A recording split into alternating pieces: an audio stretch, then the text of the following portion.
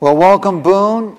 Welcome, Ted. It's good to see each other again. The three of us have known each other for about 30 years, and I want to tell you you're in for a treat today. In many ways, we want to listen to what Boone and Ted have to say.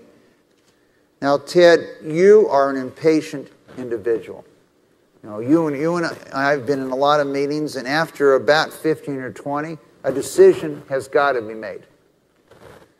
So we've seen for 40 years presidents tell us what direction we're supposed to go in.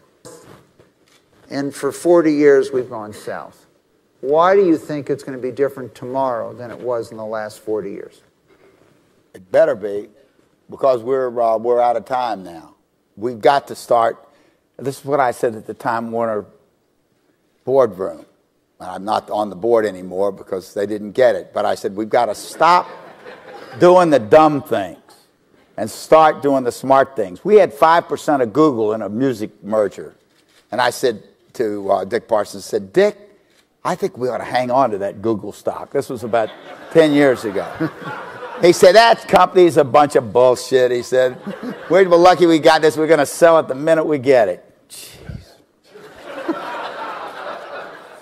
Oh, and then listen to this one. Listen.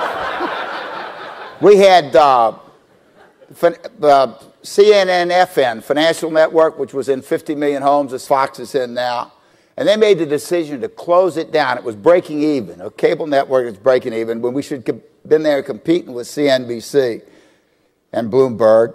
Anyway, they closed it down without even calling Rupert up, who was publicly said he was looking really hard at getting into the financial news business. We could have gotten 100 or 200 million from him just for the name and the 50 million subscribers. They didn't even call him. They closed it down without even doing that, and he was sitting there with the money wanting to give it to him.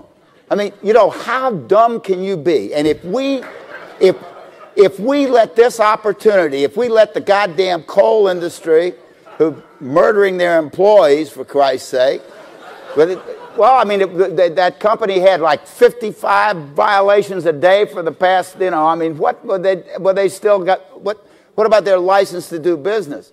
I mean, if we let us again on this time to beat the whole world and beat the United States and ruin our future, then we deserve what we're going to get, which is not much of a future. This climate change thing is real, and it poses a real threat to us, and it's handleable and solvable. And we were going to have to go to wind and solar someday anyway. Why not, if eventually, why not now?